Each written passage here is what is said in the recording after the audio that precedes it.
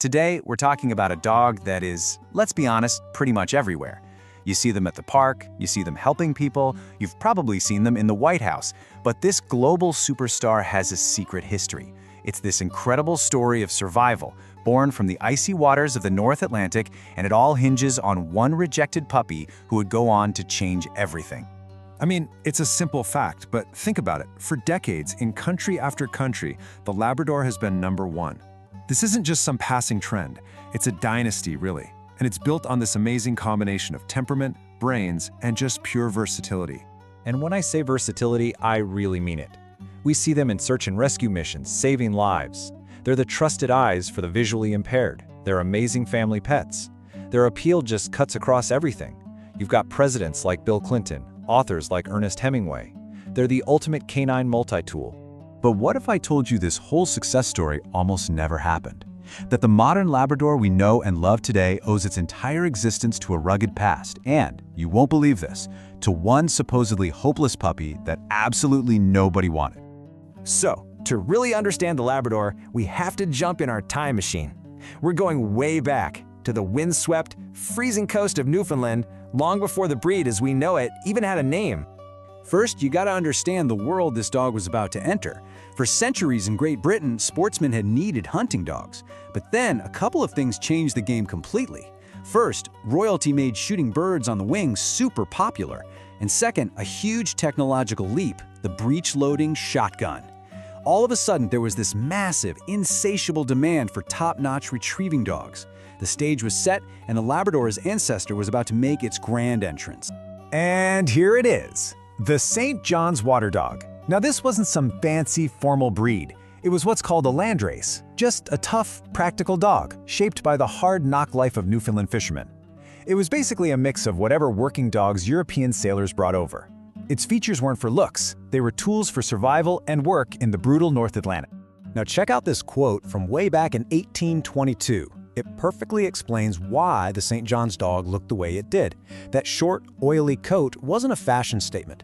It was a life-saving piece of equipment that kept the dogs from turning into popsicles after diving into the freezing ocean to get fish and nets. Pure function over form. So, the St. John's dog was the raw material, right? But it took one truly remarkable animal, a dog named Banchory Bolo, to forge the destiny of the entire breed. And his story? It's a true rags-to-riches tale.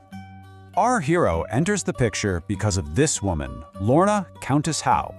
She was heartbroken after her favorite dog died, and she was desperate to find one of his sons. But World War I had really messed with breeding, and there was only one litter with just a single male puppy left. This was literally her only shot. And when she finally tracked him down, the report was, not good. The dog was 2 years old and basically dismissed as a total lost cause. The key thing here is he wasn't just unwanted, people actively disliked him. They said he was hopeless.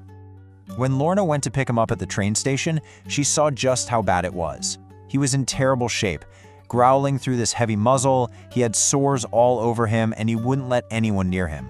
His owners actually gave him to her for free, basically saying, if you don't like him, just have him put down. But this is where the story pivots. Instead of giving up, Lorna took him home. And when the dog, who she renamed Bolo, got really sick, she nursed him herself. And through all that gentle care, something just clicked. This angry, mistrustful animal started to realize he'd finally found someone he could trust. And their bond was tested in the most dramatic way. A cracking whip scared him so badly that he bolted, tearing himself up on a spiked gate. He came back the next morning, a bloody mess. There was no vet around, so Lorna stitched his deep wounds herself, and this once wild dog just lay perfectly still for her, trusting her completely. And this just shows you the incredible transformation. The hopeless puppy, saved by kindness, went on to become an absolute legend. Banchory Bolo became the first dual champion in the breed's history. That means he was a champion both in the field for his working skills and in the show ring for his looks. He set a standard that no one had ever reached before. But Bolo's story isn't just about his own personal comeback. His success didn't stop with him. In fact, his legacy became the very blueprint for the modern Labrador. His influence was just staggering. He fathered champions in both worlds, proving his dual-purpose genes were the real deal. His son, Bram Shahbab, dominated the famous Crufts Dog Show. His name, as one writer so perfectly put it, runs like a golden thread through the pedigrees of the best Labradors in the world. He even left this charming little physical calling card, the Bolo pads, these small white patches on the feet that you can still see in his descendants today. And this isn't just a nice story, folks. The data is crystal clear. Look at this. At a major championship in 1932, more than half of the winning dogs were descended from Bolo. His bloodline wasn't just there, it was dominant. It completely shaped the sport for years and years. So, how do we get from this champion gun dog to the friendly lab we see on pretty much every sidewalk? Well, the answer is in the very traits that Bolo embodied and passed down. You see, the tradition that Golo completely mastered is still alive and kicking today. On the left, a gun dog trial from back in the day. On the right, a recent event. The core skills, the intelligence, the trainability, that drive to work with a person, they've been preserved and celebrated for over a century. And here it is. This is the crucial link. Those exact same traits, that perfect mix of calm intelligence and the desire to please, which were perfected for generations in the hunting fields, they turned out to be the perfect recipe for a totally different, life-changing job.